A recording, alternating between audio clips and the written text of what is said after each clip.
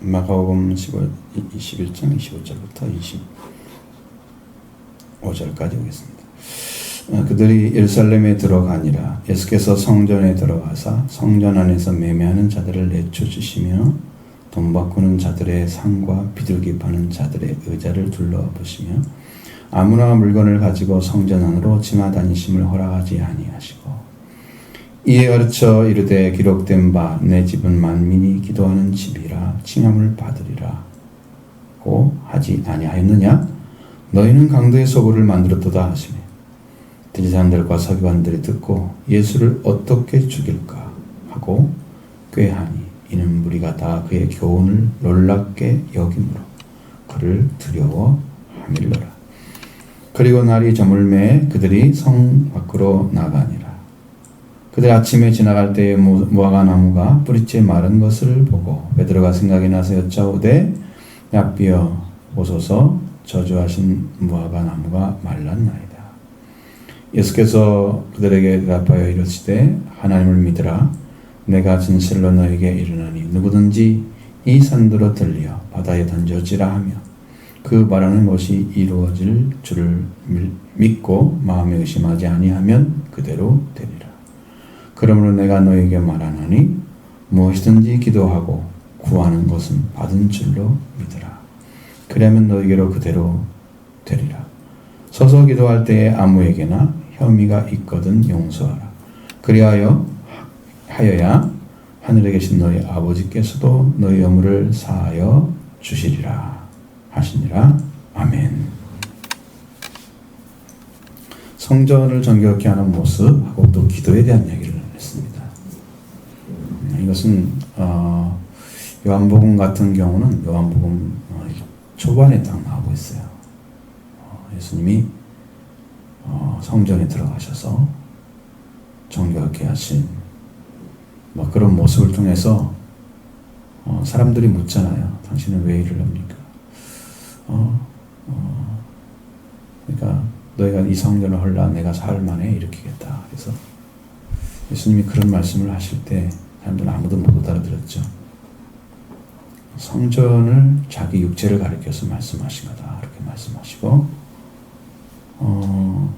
그런 이제 예수님이 돌아가신 것을 얘기하시고 성전을 이제 보이는 성전에서 육체 몸을 가진 성전으로 바꿔진 성전의 의미가 처음에는 땅에 있는 성전이었다가 그것이 이제 심령 성전으로 바꿔진 상태. 그런 거죠.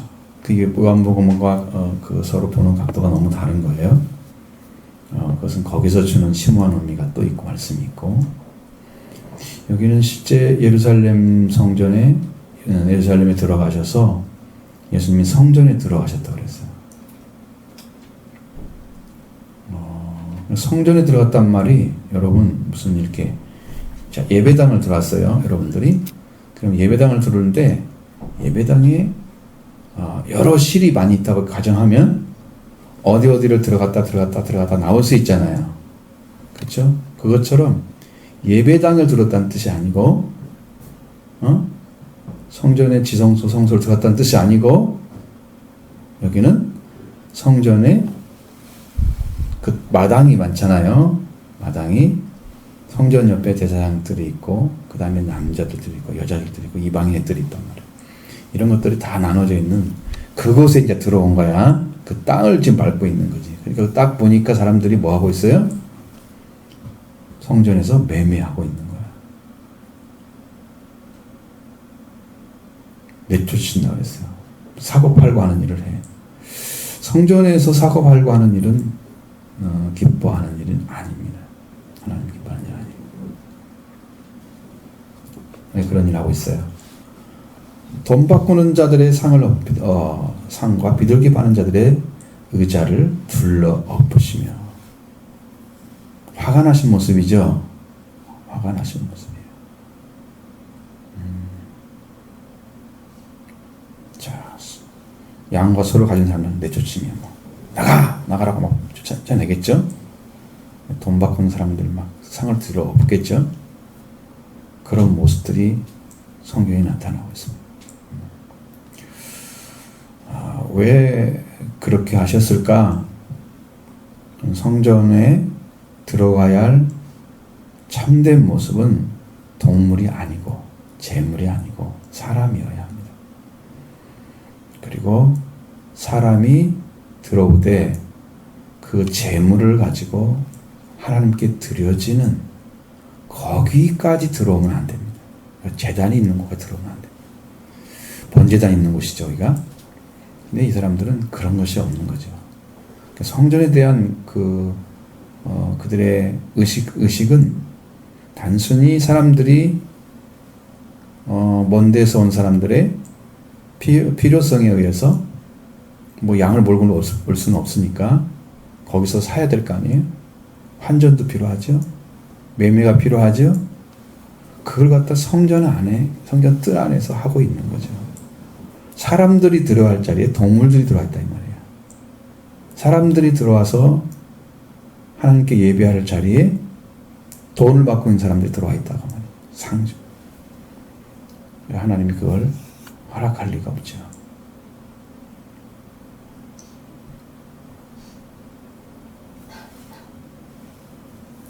교회 안에 하나님께서 지으신 교회 안에도 그거 할 수 있습니다. 사람들이 많아지면 또 이상한 놀이 할 수도 있잖아요. 개를 한다든가 교회 안에서 어떤 모임을 만들어 가지고 돈놀이 같은 거 하거나 그런 거 일절 금해야 됩니다. 그런 문제 같은 것은.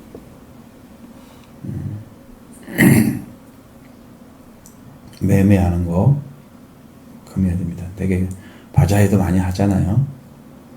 성격이 뭐냐 따라 다르긴 하지만 그런 모습도 역시 매매와 같은 의미인 거죠. 근데 그것이 성전 안에서 되어진 일이 아니라고 생각한다면 그러면 그 기금을 쓰는 사람들이 성전, 그러니까 교회와 관계없이 일을 해서 가져가야 돼요. 성전 뜰을 이용했지만, 왜냐하면 옛날 성경과 지금 교회라고 하는 것은 그 의미 자체가 달라요. 옛날에는 그 자체가 넓게 이렇게 성전 의미로 다 들어갔어요. 성전으로. 지금은 이제 교회라는 것은 예배드리는 처소를 의미하는 거지 이 자체가 성전은 아니에요. 구약의 성전의 그 의미가 신약에 와서는 다 심령으로 바뀐 거예요. 그래서 여러분 영적인 성전, 심령 성전, 그래서 너희 마음에 성령이 계신 줄, 너희가 성전이라고 말씀하시고 성령이 계시는 전인 줄 알지 못하느냐. 성전이잖아요. 거룩한 영이 계시는 집. 여기가 심령이야. 그래서 지금은 개개인이 구원을 받는 거야. 응? 교회 나왔다고 전부 다 구원되는 게 아니고 네 믿음 때문에 내가 구원받고 이렇게 하지 않아요. 누가 신앙이 좋으니까 누구 때문에 구원받고 이렇게 하지 않아요. 그렇게 되지 않아요. 예수님 때부터 그렇게 됐어요. 영접하는 자에게만 자녀가 되는 권세를 주신 거예요. 그래서 이제 교회의 의미가 성전의 의미가 아니란 말이에요. 구약적인 의미가. 그런데 이제 여기는 지금 현재는 예수님이 돌아가기 전이잖아요. 하나님의 성전은 뭐 하는 집이 돼야 돼요? 아무나 물건 다니고 가라가지 안 했다 그랬죠? 그러니까 아예 물건 자체를 그 안에서 쫓아낼 뿐 아니라 그걸 가지고 들어와서 왔다 갔다 하는 것도 아예 금해버렸다는 거. 이건 무슨 의미냐면 성전 안에 이제는 구약적인 제사가 끝났다. 왜? 예수님이 십자가에 달려서 한 번 제사를 드림으로 이 구약에 드려야 할 제사들은 다 완성이 되어버린 거예요. 그래서 물건 다니고 가질 필요가 없어진 거야. 이제. 바꿔져 버린 거야. 구약의 의미의 성전은 아니고 제사도 아닌 거죠. 그리고 이제 성전의 의미를 예수님이 그렇게 해서 내 집은 만민이 기도하는 집이라 칭함을 받으려 하지 아니하였느냐? 당연한 것입니다. 원래 기능을 하도록 지으신 것을 기능하는 것을 다른 기능으로 변질시키는 것이 인간이에요. 하나님과 우리 관계가 거룩한 관계였어요. 인간이 범죄함으로 이 관계가 다 부서져 버린 거예요. 변질시켜 버렸어요. 그래서 성전의 의미가 부서진 것과 똑같아요. 하나님을 하시지 않은 것을 사람들이 한단 말이에요. 원래 기능을 하도록 해야 되는데 기능을 못해요. 그래서 사탄이 노리는 것은 뭐냐면 여러분들이 하나님을 제대로 안 믿게 하는 사탄이 노림수예요. 어떻게 하면 교회를 빠지게 한다든가 예배를 못 드리게 한다든가 예배에 집중하지 못하게 한다든가 전부 그 사탄이 노림수예요. 왜? 하나님과 관계가 잘 맺어지면 다 구원을 받으니까 자기 자식 뺏기는 것과 똑같아. 사탄은 필사적으로 와가지고 여러분의 심령을 노리고 있습니다. 절대 돌아가면 안 된다는 거죠. 너는 지옥에 가야 된다는 거죠. 원래 우리가 하나님의 자녀로 창조됐습니다. 자녀. 사탄의 말을 듣고 타락을 했기 때문에 사탄의 말도 듣기도 하고 하나님 말씀 듣기도 해요. 구분 못하면 안 되겠죠? 그래서 지금 뭔지 모르고 신앙생활 하는 사람 많단 말이에요. 이 하나님 말씀인지 사람 말인지 구분이 안 되는 것은 아직도 내가 육에 속해 있는 영에 속한 사람이 아니란 말이에요. 하나님 말씀을 따라가지 않는다. 신앙생활 할 때.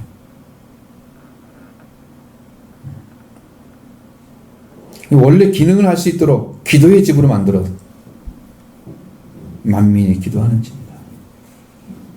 여러분의 심령 안에서도 성령이 와서 계시면 뭘 해야 돼요? 찬양과 기도가 끊임없이 올라가야 되는 거죠.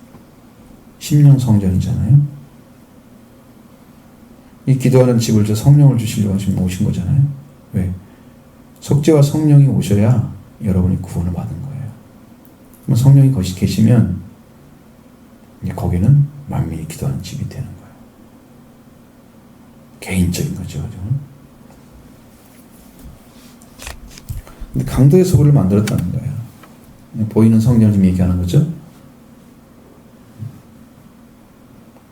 자, 예수님이 이렇게 강도 높게 아주 강력하게 그들에게 원래 기능을 회복하라고 말씀하시지만 예수님을 반대하는 세력들은 어떻게 하고 있습니까? 대제사장과 서기관들은 그것을 듣고 나서 예수를 어떻게 죽일까 꾀하고 있었다 그러잖아요. 꼭 반대파가 있어요. 예수님 말씀 앞에 반대하는 사람들은 사탄이죠. 100%예요. 이 사람들이 예수님 다 죽이는 사람들이고요. 이 사람들이 나라가 망할 때 같이 망한 사람들이고요. 하나님 나라에 들어가기는커녕 하나님 나라 들어가기 위해서 오신 예수를 죄인으로 죽이는 그런 사람들이 어떻게 구원을 받아요? 또 반대파가 있어요. 복음을 전하면 여러분 심령 안에서 찾아온단 말이에요. 말씀을 듣지 못하게 하거나 못 믿게 하는 거 다 그게 나타납니다. 마음속에서 그걸 자꾸 거부를 해야 되는데 그냥 그대로 있어. 아무런 분별력이 없는 거예요. 이것도 맞고 저것도 맞고. 양비는 선택하면 큰일 납니다. 복음은. 순교 못하지 그러면요. 말씀에 순종하지 않죠? 이것도 맞고 저것도 맞고.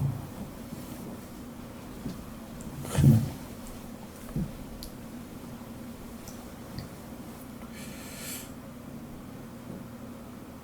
그럼 무리들이 다 어떻게 하냐? 예수님의 교훈을 따라가는 거예요. 예수님 하신 말씀이 너무 놀랍기도 하고 지금 기가 막힌 거죠. 그 안에서 그런 말씀을 전한다는 거.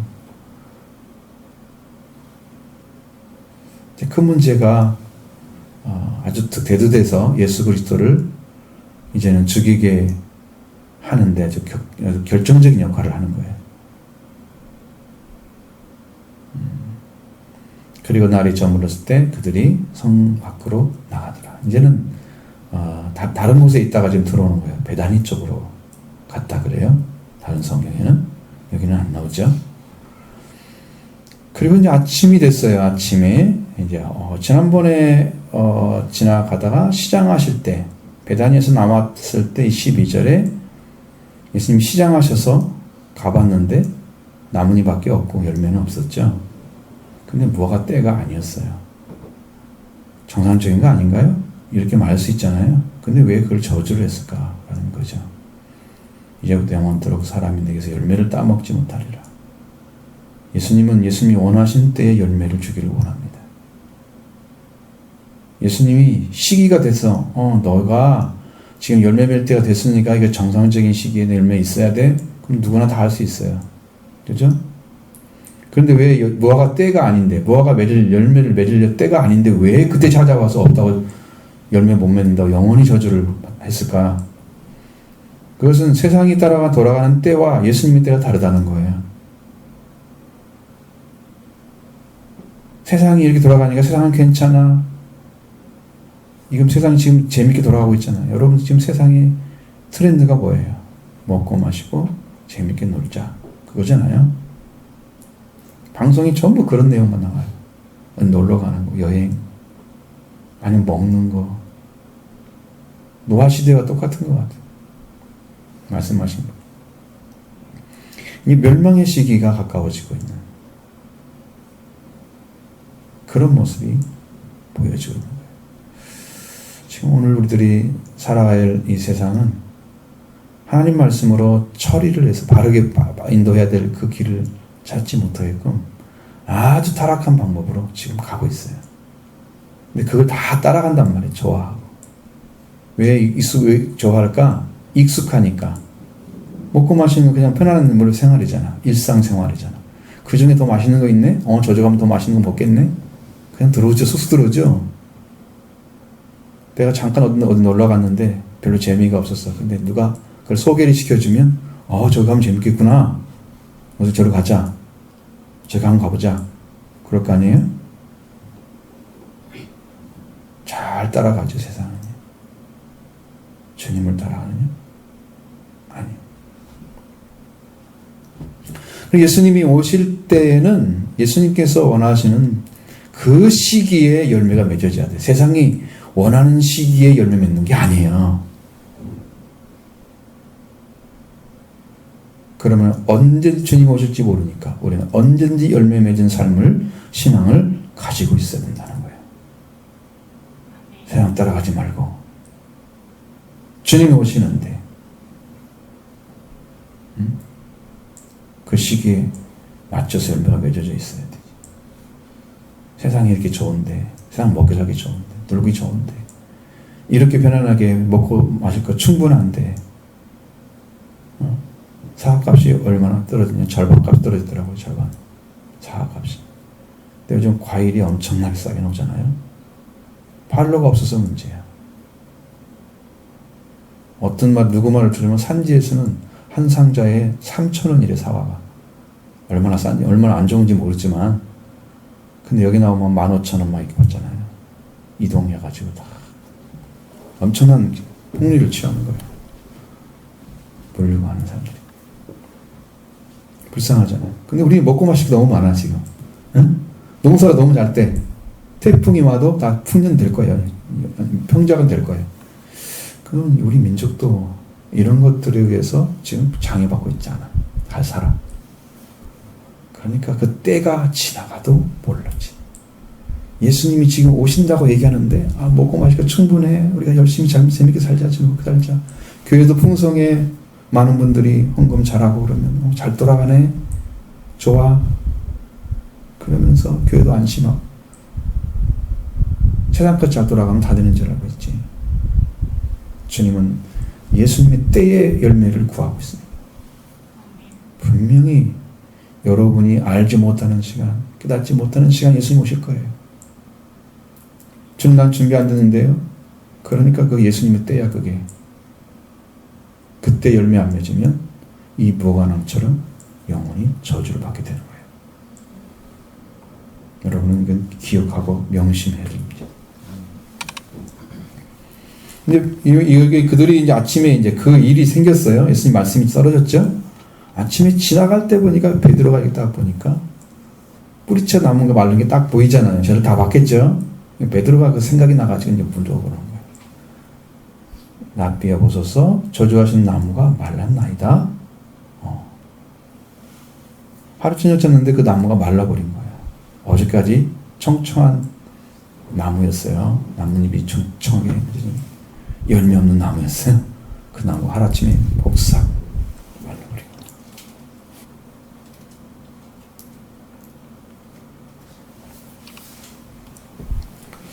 자, 예수님은 그 나무에 대한 이야기를 하지 않고요. 자신이 말을 했던 그 말의 능력을 지금 이야기를 하고 있는 거예요. 그러니까 우리가 바라보는 시각은 많이 다른데, 근데 예수님은 그것을 말해주고 싶은 거예요.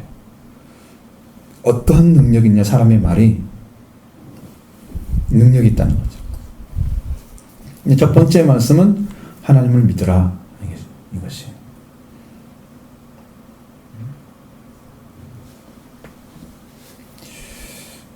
하나님을 믿으라는 말씀은 엄청나게 중요한 의미예요. 여러분, 믿음 없이 하는 이야기들은 아무런 능력이 없다고 하는 거예요. 하나님이 듣지 않는다는 거예요. 하나님은 응답하지 않는다는 거죠. 하나님을 믿으라. 하나님을 믿는 믿음을 가진 자가 한 말이 이루어진다는 거예요. 그게 기도와 같은 거예요.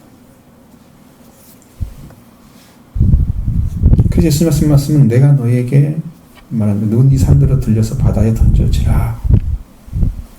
이건 불가능한 일이잖아요. 산이 들려서 바다에 던지면은 엄청난 산이 퐁당 빠져가지고 어떤 일이 벌어지겠죠? 재앙이 벌어지겠죠. 그 지역 사람들은 엄청난 일이 벌어질 거예요.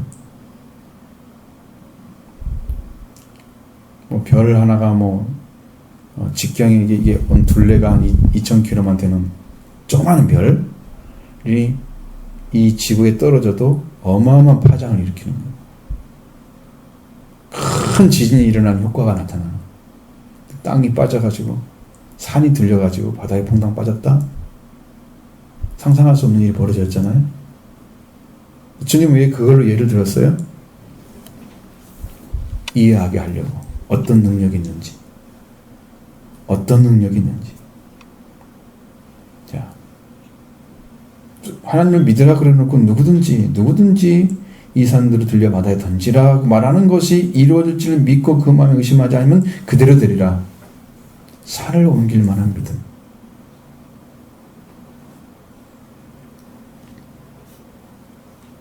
산을 옮길 만한 믿음이 있다는 거예요.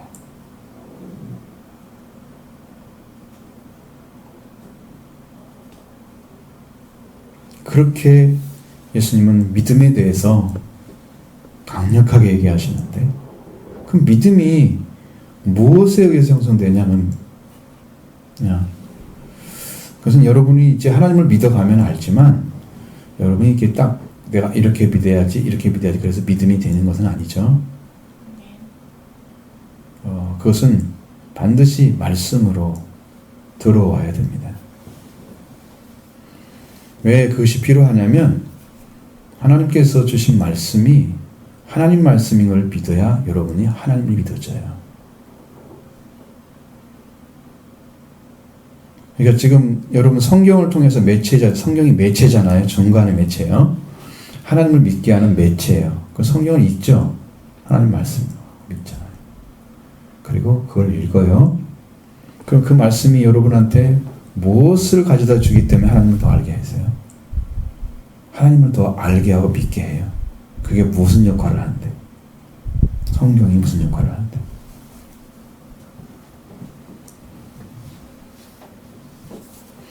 자, 반대로 생각해요. 하나님을 믿지 않는 사람이 성경을 읽으면 무슨 효과가 있을까요? 무슨 일이 벌어질까요? 그 사람 세계는 어떻게 생각이 될까요? 성경을 문학작품처럼 읽으면 어떤 일이 벌어질까요?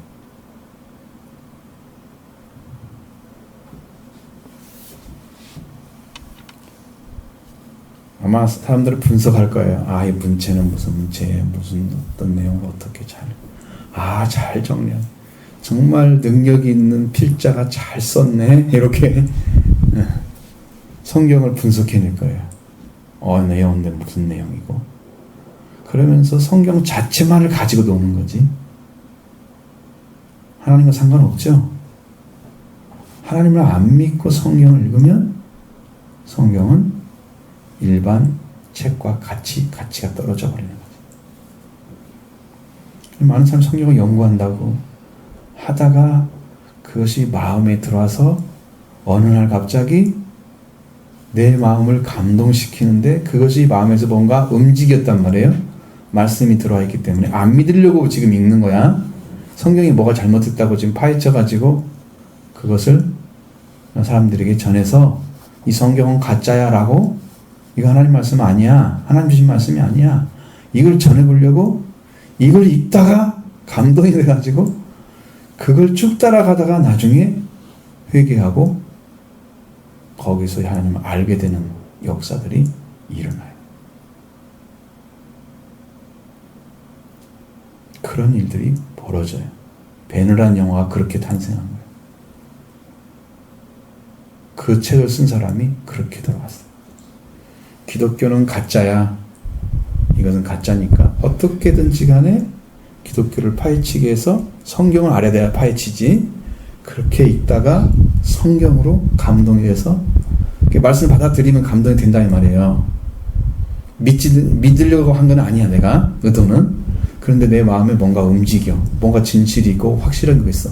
그게 점점 그러다가 말씀이 있으니까 성령께서 감동 주니까 마음에 뒤집기 시작하잖아.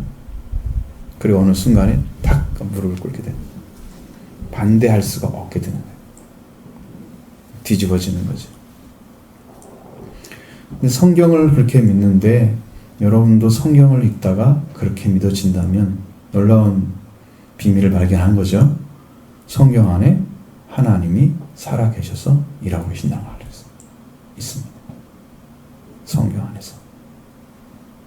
근데 믿음을 안 갖고 읽는 사람이 문제인 거죠. 이 사람은 반대를 심하게 해야 되니까 깊이 읽을 거 아니에요. 그러나 그냥 문학작품처럼 믿음 없이 하나님을 믿는다는 믿음을 갖고 있기는 할지를 모르지만 아주 너무 작은 믿음을 가지고 성경을 대하면 그거 가지고 성령이 일하지 않으세요. 그러니까 여러분 성경을 읽어도 감동이 안 되는 이유가 뭐냐? 믿는 것 같은데 안 믿고 있는 거거든요, 사실은. 그게 가짜 믿음 때문에 내가 믿는 믿음은 좋은 믿음이야. 나는 진짜 나를 믿고 있어. 의지해. 난 고백해. 근데 이제 내용을 보면은 실제로 안 믿고 있는 것들이 보여요. 왜? 하나님을 믿게 되면 여러분 믿는 믿음을 가지고 말을 하면 그 속에 하나님 말씀이 나와야 돼요. 어느 부분에. 스며져 나와요. 대화 속에 다 들어있어요. 그게. 전 느껴지거든요. 아, 이 사람이 지금 나와서 이 하는 말은 이건 역적인 얘기구나. 어디에 근거해서 하는 얘기구나. 이게 딱 보인단 말이에요. 이 사람은 말씀을 가지고 얘기하는 게 아닌 걸 나는 알 수 있어요.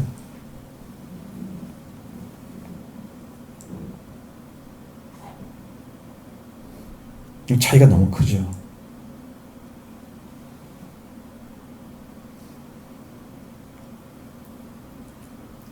이게 불가능한 일일지 모르지만 산에 들려서 바다에 던져지라 하고 그 말하는 것을 이루어질 줄 믿고 마음에 의심하지 아니하면 그대로 되리라. 지금까지 산로 옮긴 믿음이 있었을까요? 산에 옮겨진 사람들이 있었을까요? 역사상 기록이 없는 거예요, 지금. 이건 뭘 얘기하는 거예요? 불가능한 일이 가능하게 된다. 그대로 믿으면 된다. 그래서 앞에서 하나님을 믿으라 라는 말을 사용하신 것이. 하나님을 믿고 하는 말이라 그 말이에요. 전제가 그거예요. 난 내가 말했는데 왜 안 이루어지지? 그렇게 말하면 안 되고 하나님을 믿는. 예수님도 살로 옮기는 일은 안 하셨어요. 예수님도 안 하셨어요. 근데 그게 뭐 되고 안 되고 이런 차원이 아니면 되지. 그렇게 하신다는 말이죠. 그러니까 여러분의 말씀은 뭐냐면은 주님께서 주시는 말씀이나 은혜는 다 하나님을 믿는 믿음에서 비롯돼서 와야 돼요. 거기서부터 와야 돼요. 그래서 여러분에게 들어오고 여러분이 그걸 믿고 고백하고 그대로 이룰 줄 믿고 가면 이루어진다. 그게 약속이에요. 하나님으로부터 비롯된 거예요. 하나님을 믿으라. 거기서 시작된 거예요.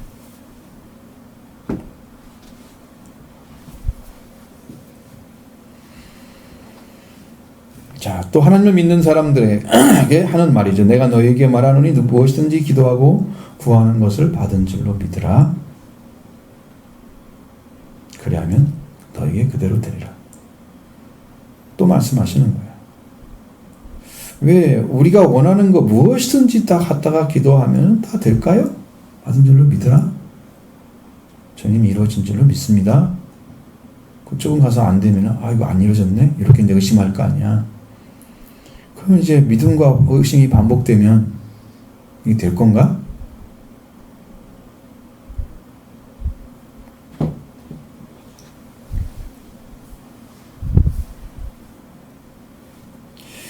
그런 문제입니다.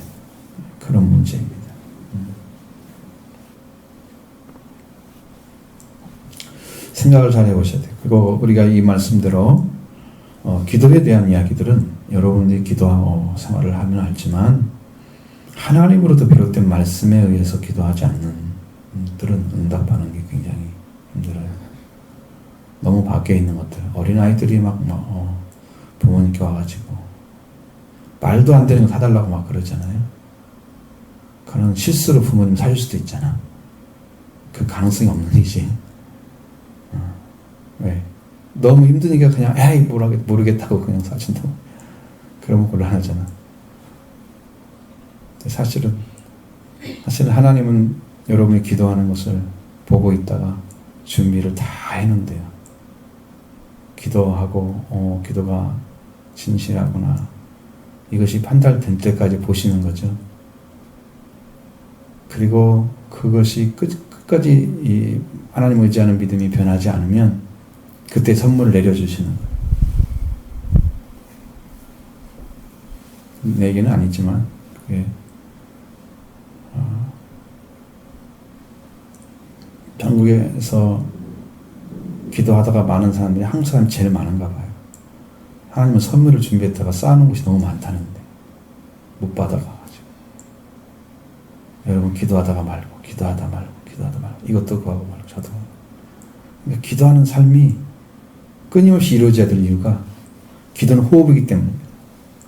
호흡은 숨을 멈추면 죽는 거죠. 영적 호흡이 안 이루어지면 죽고 있는 거예요. 영적인 밥을 안 먹으면 죽은 몸이죠. 호흡하고 밥 먹는다고 누가 다 있어야 되죠. 산자는 그래서 해야 되잖아요. 산자는 일단 숨을 쉬어야죠. 그 다음에 먹어야죠. 이제 기동하는 것은 이제 그 다음 문제예요. 움직이는 것은. 그것이 이루어지고 있어야 돼요. 근데 영적인 사람이 되면 그걸 필요로 한단 말이에요. 하나님 찾는 것. 기도해야 안 되지. 영적인 말씀 먹고 오자. 말씀 듣자. 이런 일을 하게 되는 거예요. 살아있으니까. 죽은 자의 모습은 그게 차이가 없죠. 하나하나. 그래서 기도가 끊임없이 나와야 되는데 끊임없이 나온다고 하는 것은 날마다 의지하고 더 믿음을 깊게 가질 수 있는 길을 하나님께서 허락해 주시는 거예요. 예. 쉬지 않고 기도하는 것이 그게 중요한 거죠. 어쩌다 한 번씩 몽땅 기도하고 그 다음에 기도 안 하고 살고 이렇게 사는 사람들 문제가 심각하죠. 살아있을 때는 그때만 숨을 막 몇 배로 더 쉬어? 열심히? 나중에는 숨을 안 쉬고 살아? 그럴 수 없는 거잖아. 몸이라는 자체가. 근데 그러고 사는 거죠. 신앙은 끊임없이 해야 돼요. 끊임없이. 물론 이 습관적이거나 반복적인 것은 별로 좋지 않지만 그래도 믿음으로 살아가는 삶은 끊임없이 나와야 돼요. 왜? 하나님이 살아 계시는 동안은 계속 하셔야 돼요. 여러분이 이 땅에 살아가는 동안은 계속 하셔야 돼요. 관계가 끊어지지 않는 한 우리는 계속 해야 돼요. 하나님께 나갈 이유가 왜 기도가 호흡이냐 그러면 하나님이 우리한테 코에 생기를 불어넣어서 호흡을 주셨잖아요. 이 호흡이 끊어진 것이 이제 성령이 끊어진 것과 똑같아요. 그래서 육체의 호흡은 있는데 하나님 호흡이 없어. 그래서 하나님은 알지 못하죠. 하나님 아는 지혜가 떨어져 버렸어요. 영적으로 끊어져 버려요. 그럼 멸망을 받았죠. 그러니까 그 사람이 이제 다시 회복을 했어. 그러면 호흡이 지금 돌아왔잖아요.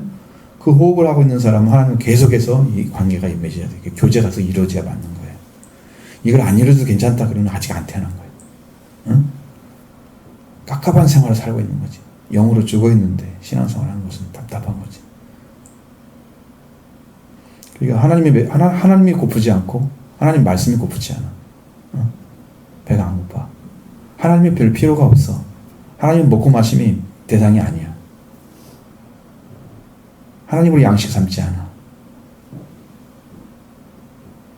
태어날 때부터 하나님 우리 아버지로 흙으로부터 창조하시고 생기도 집어넣으셔서 불어넣으셔서 우리가 하나님의 아들 딸로 이미 태어났는데 태어날 때부터 그걸 부정해버리고 살고 있는 거잖아. 그러니까 그 사람이 구원의 사람이 아니죠. 구원받은 사람이 아니죠.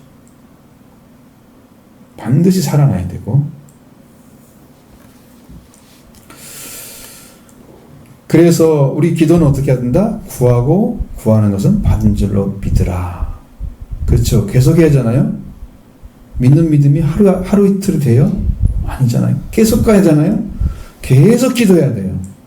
그래야면 너에게 그대로 되리라. 그렇게 믿음이 여러분의 옆에 형성되어야 한다. 서서 기도할 때는 아무나 혐의가 있거든 용서하라.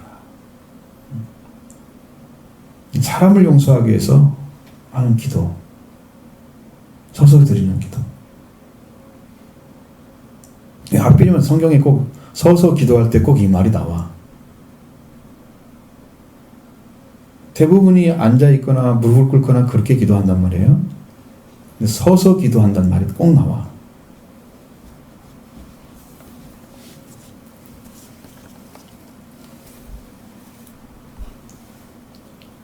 다른 사람 죄를 용서하게 한 기도입니다. 서서 기도. 여러분 기도가 간절해지면 기도하는 방식이 바뀌어요. 무릎을 꿇고 간절히 기도할 수도 있습니다. 그것도 안 되면 손을 들어요. 하나님 이겁니다. 제발 봐주세요.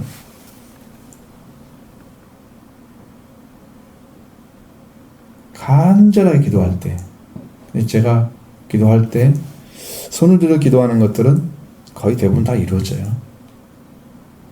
왜 그러냐면 그게 중요하다는 것을 하나님께 표시를 하는 거예요. 하나님 갑니다. 간절하게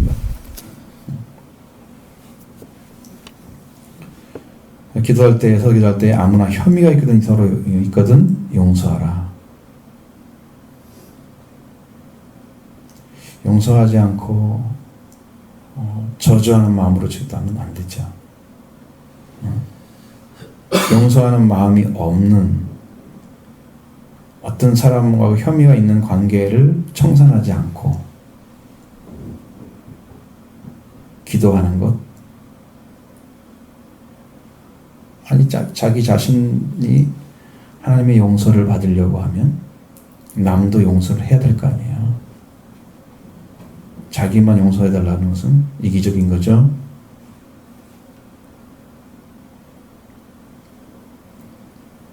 그래서 너희가 뭐라고 그래요? 우리가 우리에게 잘못한 사람을 용서한 것 같이 우리의 죄를 사해달라고 기도하잖아요. 예수님의 가르침은 정확한 거예요. 기도는. 그래서 그렇게 기도하라고 했어요. 내가 사함을 받으려면 다른 죄도 용서를 해야 돼요. 근데 혐의가 있는데 용서를 안 하면 그건 서서 기도하면서 그것도 안 하면 그건 이제 말씀대로 하지 않는 거예요. 자, 그렇게 용서를 하면 어떻게 된다고요? 하늘에 계신 너희 아버지께서 너희 허물도 사하여 주실 거다. 이게 문제예요. 서서 기도하는 게 문제예요. 서서 기도하는 건 용서를 위한 기도입니다. 용서하는 것을 서서 기도한다 그래요. 허물을 용서하는 거. 혐의를 용서하는 거. 서서 기도하는 거.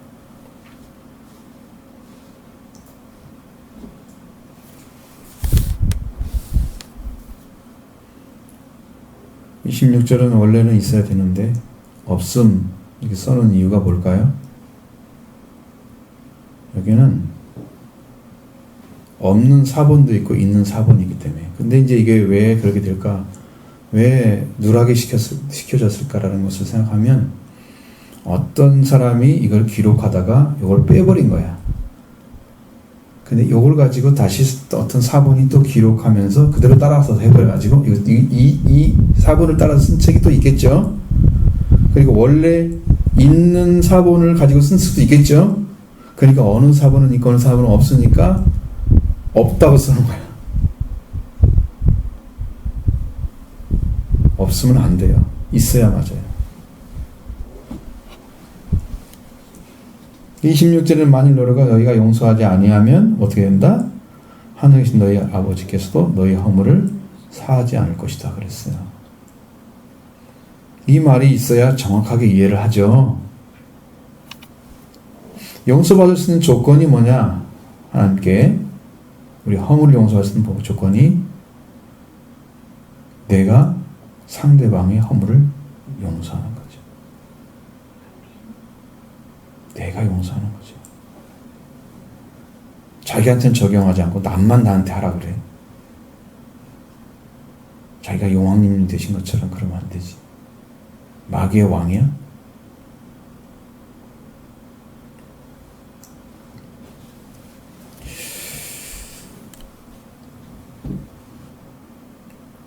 그래서 하나님께서 용서해 준 길과 용서받지 못하는 것을 한꺼번에 알려준 거예요.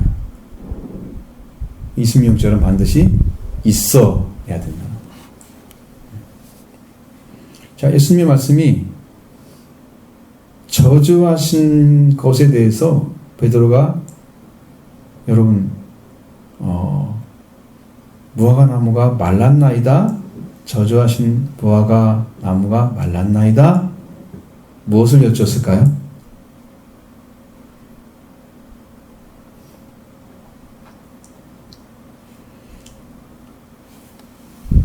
베드로한테 예수님이 얘기한 것은 무화과 나무가 마르게 된 예수님 하신 말씀, 그 말씀의 능력을 지금 얘기하는 거예요. 어떻게 말랐나이까? 라는 것에 대한 질문의 대답 같아요. 무엇 때문에 말랐나이까? 라는 게 아니에요. 어떻게 말랐나이까? 라는 얘기예요. 그럼 무엇 때문에 말랐나이까? 라고 만약에 예수님이 해석을 했으면 어떤 일이 벌어져요? 이제부터 영원토록 사람이 내게서 열매를 따먹지 못하리라. 열매 없는 것에 대해서 얘기를 했겠죠. 무엇 때문에 말랐다고? 예수님은 어떻게 말랐나이까를 설명해 주신 거예요. 말씀의 능력이다. 하나님을 믿고 이렇게 하면 이루어진다. 이 말의 능력을 기도에 연결시켜서 그들에게 가르쳐준 거예요. 여러분도 신앙을 무엇일까? 아니면 어떻게 할까? 어떻게 가 훨씬 쉬워요. 무엇 때문일까? 이것은요, 어떤 문제가 생기냐면 근원적인 문제가 생겨요. 원죄의 문제가 생겨요. 멸망받을 건지 살 건지 이런 큰 문제가 생겨요. 그래서 전혀 다른 거예요. 여러분, 이런 신앙의 세계를 잘 보시고 왜 예수님이 이런 말씀을 하셨을까? 라는 것에서 좀 더 바르게 이해하고, 그 다음에 나의 신앙의 자리는 어딘가, 지금 예수님은 어떻게 받아들이고 있고 어떻게 영접하고 있고 나는 어떤 삶을 살아가기를 추구하고 있는가, 이런 것들 여러분 심령 안에서 보기를 원해요. 바라봐야 돼요. 내가 왜 예수를 믿고 있지? 자, 성전을 정결하는 의미가 뭐야? 왜 그렇게 하셨을까? 이유가 문제잖아요. 그것을 정확하게 모르면 반드시 어떤 일이 생기냐? 방법만 찾아요. 어떻게? 성전을 어떻게 정결케 하지? 왜 하셨을까를 모르면 여러분 반드시 여러분 어떤 사고가 나면 뭘 먼저 찾아내나요? 사고 난 경위를 찾나요? 어떻게 사고가 났어? 이거 찾아요? 아니면 사고의 원인을 찾아요? 맨 처음에 비행기가 추락해서 사고가 났어. 뭐 찾아요? 블랙박스 갖다가 어떻게 해서 고장이 났는지 원인을 찾아낸단 말이야, 처음에. 그 다음에 어떻게 사고가 났는지 정리해가는 거지. 이게 중요한데 여기 예수님은 뭘 써놨어요? 어떻게 대한 얘기를 하신 거고 왜 저주에 말랐는지는 얘기 안 하셨어요.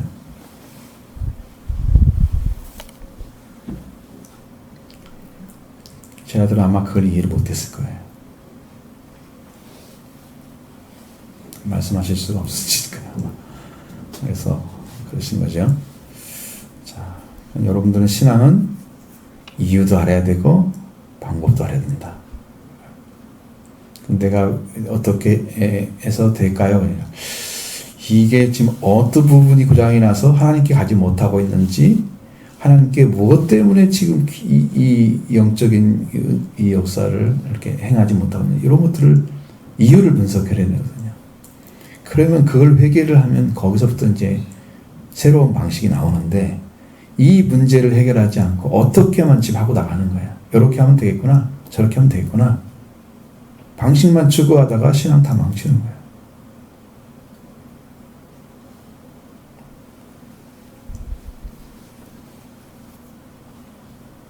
근데 왜 이렇게 나는 구원받는데 더디지?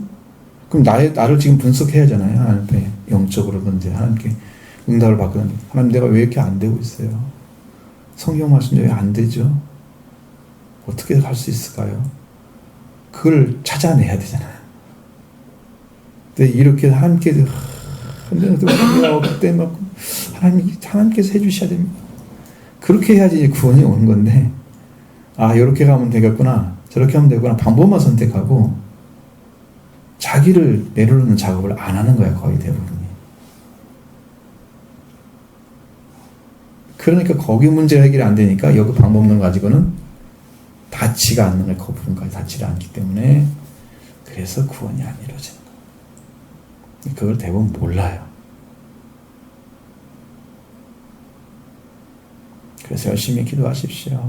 성경만 읽으십시오. 이렇게 알려주면 그게 진짜인 줄 알고. 물론 기도하다 만날 가능성은 아주 프로테인 적지만 있을 수 있습니다. 왜? 그렇게 기도했는데 뭔가 하나님께서 인도해 주셔서 복음의 길로 가게 만드실 수 있잖아요. 기도를 계속하면. 더디긴 하지만, 근데 원인을 가지고 들어가면 즉각 올 수 있습니다. 하나님, 내가 죄인입니다. 원죄로 들어가야죠. 죄인으로 들어가면 제일 빨리 옵니다. 죄인을 구원하신 예수님 계시기 때문에. 근데 심각하게 내가 죄인인 걸 모르잖아. 심각하게 내가 죄인인 걸 모르니까 거기에 대해서 살려달라고 구원하지 않아. 그러니까 그게 이루어지지가 않아. 내가 깊이 있게 아무것도 할 수 없는 죄인을 알면 기도하겠죠. 구원 요청합니다. 살려달라. 나는 이대로 가면 영혼이 멸망하게 생겼습니다. 좀 살려주세요. 밤새 기도합니다. 거의 미칠 것 같은 거죠. 이 삶이 해결 안 되면 그냥 우리는 끝장날 것 같은 생각이 드는 거야. 견딜 수가 없는 거야. 그러니까 밤에 가서 기도를 하지. 그렇게 심각하지 않아, 지금. 내가 죄인인 것이. 내가 영혼이 멸망하는 것이 심각하지 않아. 그러니까 적당한 선에서 기도하고. 내일도 있는데 내일도 준비해야 되지. 내일 있으면 영혼도 있어야잖아요. 영원한 것은 없고 내일만 있는 거지, 우리에게. 그러니까 그렇게 심각하지 않으니까 구하지 않는 거야. 그 차이가 너무 크다. 무슨 여러분 이해를 하셔야 됩니다. 이제 여러분이 같이 말씀을 생각하면서